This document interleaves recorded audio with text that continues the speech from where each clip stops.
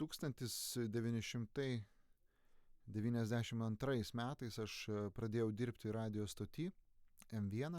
Tai buvo pirmoji nepriklausoma radijo stotis Lietuvoje. Ir aš turėjau tokią keistą laidą, kuri vadinasi Nakties balsai.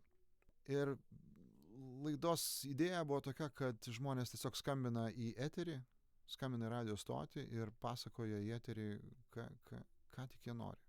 Aišku, mano darbas būdavo laiku išjungti, jeigu pastebėdavau, kad pašnekovas nėra patikimas arba adekvatus. Bet vieną naktį paskambino žmogus,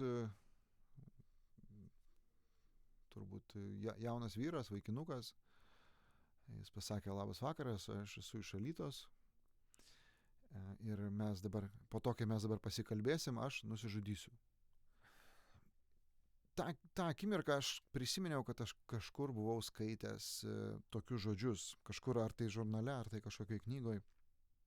Buvau skaitęs tokį sakinį, kad kai šalia yra žmogus, kai tu arba kalbėsi, ar šalia yra žmogus, kuris rodo ketinimus nusižudyti, arba kalba apie tai, tai pirma pagalba, kaip tu gali padėti tam žmogui, tai kalbėtis su juo kiek galima ilgiau.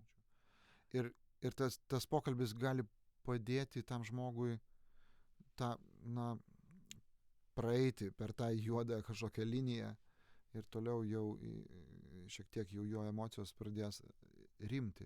Mes 1,5 valandos šnekėjom apie jį, aš klausinėjau įvairiausių dalykų, prašiau, kad jis papasakotų apie save, šiaip apie gyvenimą klausimus klausiu. Aš bijau dabar prisiminti, bet aš visais būdais bandžiau kalbinti jį ir kad jisai pasakotų, tiesiog kažką pasakotų. Ir kai pokalbis pasibaigė, jis padėjo ragelį ir aš, tiesą sakant, nežinojau, kas jam atsitiko, kas buvo toliau. Bet po kelių savaičių, aš dabar neatsimenu, 5, 6, 7, po kažkelių savaičių jisai paskambino vėl. Ir padėkojo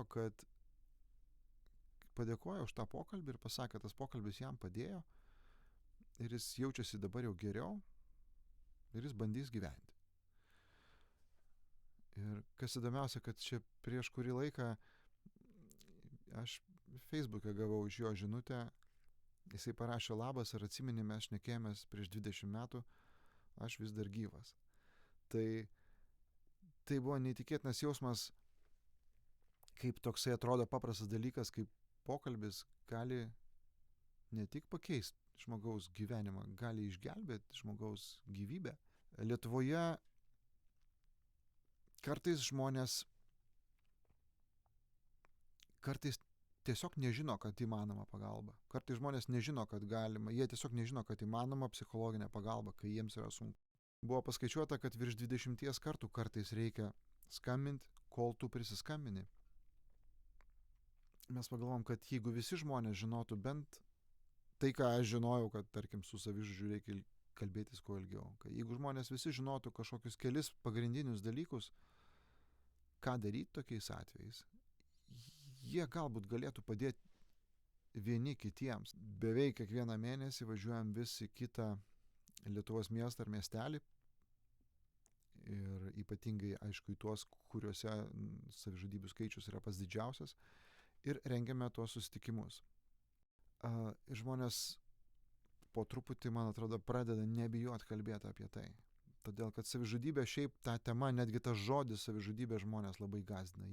Žmonės kartais bijo ištarti šitą žodžią. Jie galvoja, kad jeigu ištars šitą žodį garsiai, tai jie paskatins kažką nusižudyti. Labai norėtųsi, kad valstybė skirtų kuo didesnės pajėgas, nes tai yra siaubinga problema, bet politikai šitos temos labai bijo.